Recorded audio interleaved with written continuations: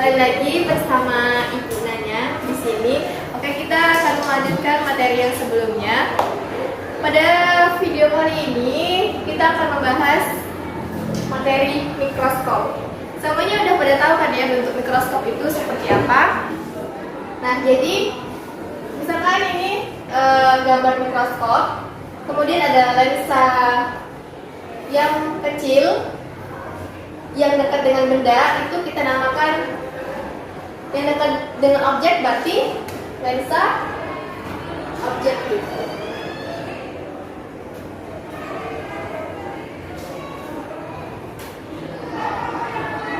Kemudian lensa yang besar yang dekat dengan mata itu berarti lensa okuler.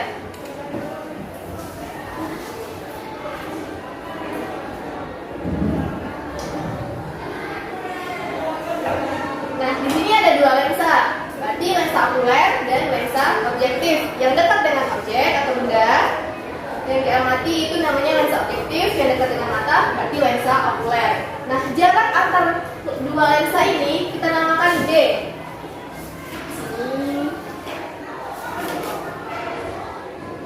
D. Jadi D adalah jarak antar lensa atau bisa juga panjang mikroskop. Nah, besarnya D itu adalah S aksen OB ditambah S aksen OK. Kemudian syarat dari mikroskop, di sini kan jelas ya. Lensa yang kecil itu lensa objektif, kemudian lensa yang besar itu namanya lensa okuler. Maka syarat dari mikroskop FOB itu harus lebih kecil dari FOK.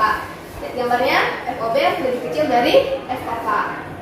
Kemudian yang terpenting dari mikroskop itu adalah Nah, gunanya ini misalkan nanti di soal kalian ketemu mikroskop memiliki dua lensa 2 cm dan 5 cm. Nah, supaya kalian nggak bingung, kalian kan ingat tadi syaratnya FOB lebih kecil dari FOK.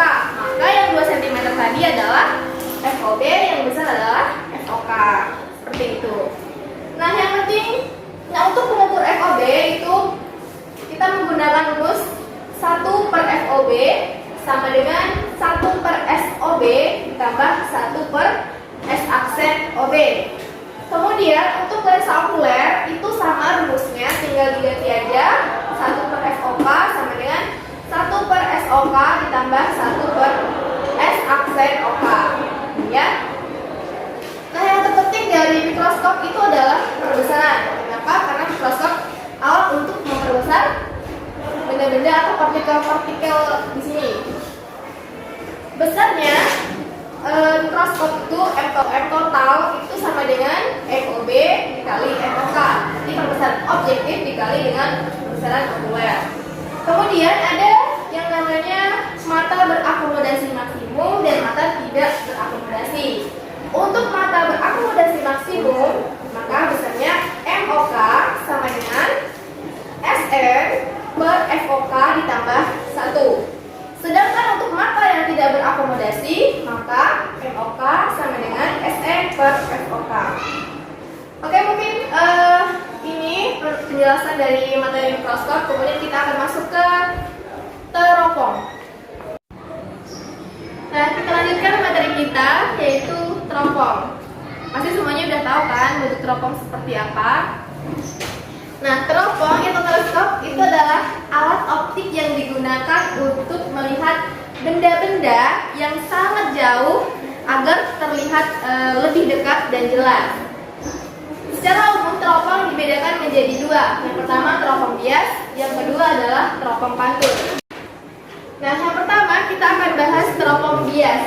Teropong bias ini kenapa bisa disebut teropong bias? Karena dia berfungsi untuk membiaskan cahaya. Di sini ya, teropong bias berarti dia membiaskan cahaya. Begitu juga dengan teropong pantul, berarti dia memantulkan cahaya. Nah, pada teropong bias itu ada 3 macam teropong. Yang pertama teropong bintang, yang kedua teropong bumi, yang ketiga adalah teropong panggung. Nah, untuk kali ini kita bahas yang pertama dulu adalah teropong bintang. Jadi jelas ya, teropong bintang ini atau bisa juga disebut dengan teropong astronomi.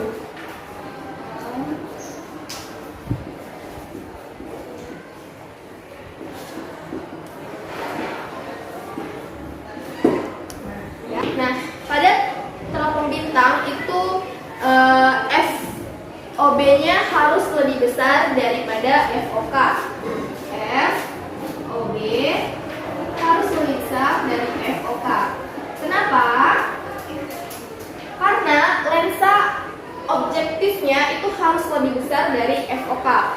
Kalau pada mikroskop itu FOB-nya harus lebih kecil dari FOK, karena yang dekat dengan objeknya atau bendanya itu adalah lensa objektif, lensa yang kecil, harus lebih kecil dari lensa okuler atau FOK-nya. Sedangkan untuk teropong itu FOB-nya harus lebih besar daripada FOK.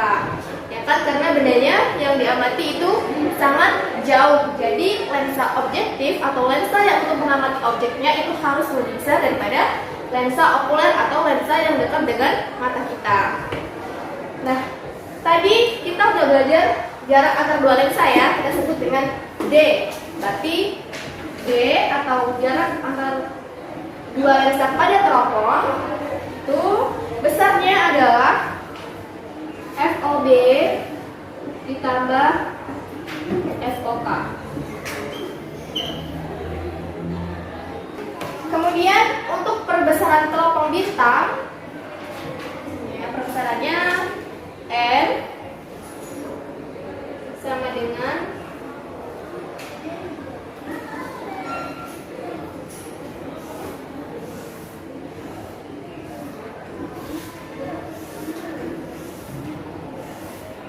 M sama dengan FOB per FOK.